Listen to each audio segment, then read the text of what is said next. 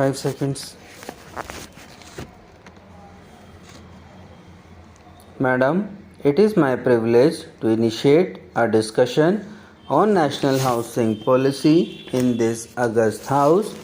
Food, clothing, and shelter are recognized as basic necessities of life.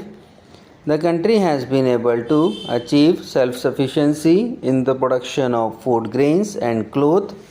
A lot yet remains to be done on the shelter front.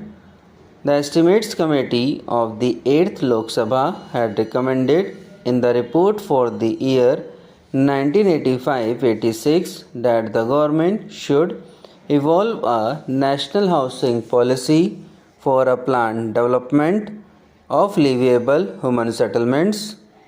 The concern of the government for housing the poor led to the enunciation of a comprehensive national housing policy which expounds the main objectives, priorities, and strategies for promoting sustained development of housing.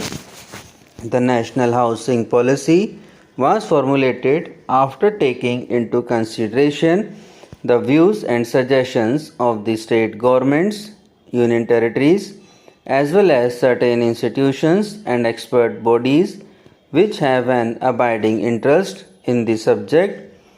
The draft document was also endorsed by the Conference of State Housing Ministers held in 1987 at Srinagar.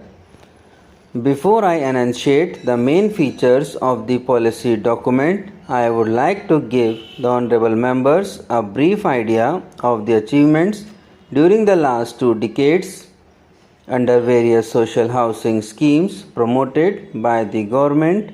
About 6 lakh houses have been constructed by different state housing agencies till the end of March 1985.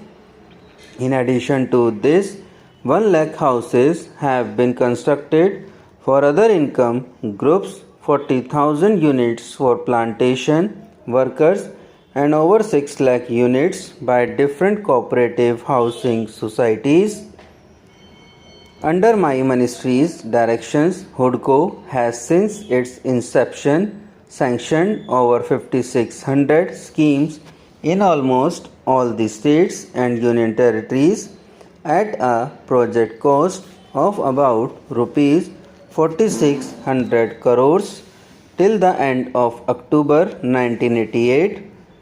This will result in the construction of about 14 lakh dwelling units in urban areas and 15 lakh dwelling units in rural areas. The HUDCO has also been supporting the sites and services schemes on a large scale. Over 2 lakh development plots will be provided as a result of HUDCO loans so far.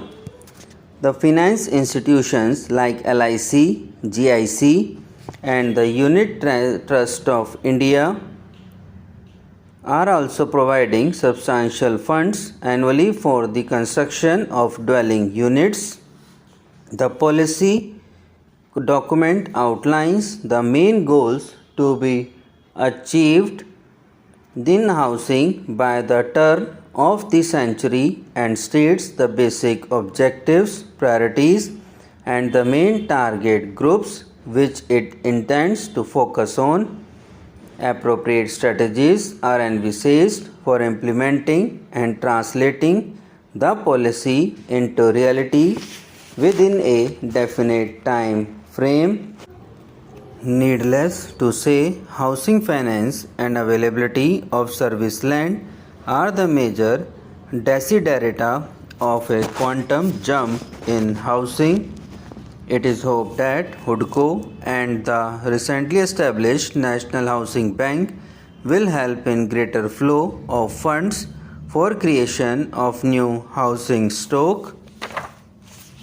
As honorable members know, points 14 and 15 of the revised 20-point program lay considerable emphasis on housing for the economically weaker sections in urban areas. and for the landless workers in rural areas. During the past 8 years, more than 82 lakh plots have been allotted to the landless workers in rural areas and 34 lakh such families have been given construction assistance. Nearly 156 lakh slum dwellers have been benefited under the scheme of environmental improvement of urban slums and 14 lakh dwelling units were constructed under the housing scheme for economically weaker sections in urban areas. Under the Indira Awas Yojana, 4 lakh dwelling units have been constructed for the scheduled caste, scheduled tribes, and freed bonded laborers in rural areas. Efforts are on to strengthen these programs. With the setting up of National Housing Bank under the aegis of Reserve Bank of India, a major landmark has been achieved in the housing finance institutional framework. It will coordinate with various sources of housing finance, regulate functions of housing finance institutions at different levels, and augment the flow of funds for housing by different income groups all over the country. Regional housing finance institutions like Housing Promotion and Finance Corporation Limited, Calcutta, have been established with a view to providing a sound housing finance network at regional level. One more corporation for the northern region is being set up. You may be aware that the Reserve Bank of India has also liberalized the lending norms of the commercial banks for increased flow of finance to individuals for new constructions and repairs. The amount of loan admissible has been enhanced by reducing the margin required to be provided by the beneficiaries. The interest rate has been reduced by 1% for loans up to rupees 1 lakh. Also, the period of repayment of housing loans has been enhanced from 10 to 15 years. Further, where mortgage of property of government guarantee is not feasible, banks have been permitted to accept other forms for ensuring easy access to standardized building materials and components and establishment of supply centers on a decentralized bank basis. A centrally sponsored scheme for setting up of a national network of building centers has been launched. During the current year, 100 centers are to be established which will act as conduits for transmission of flow cost technology on housing to the grassroots level and impart requisite training to youths and artisans. Till now, 18 centers have been completed and another 57 are nearing completion. To eradicate houselessness in urban areas, the central government has started a scheme in major cities with the objective of providing shelter to pavement dwellers.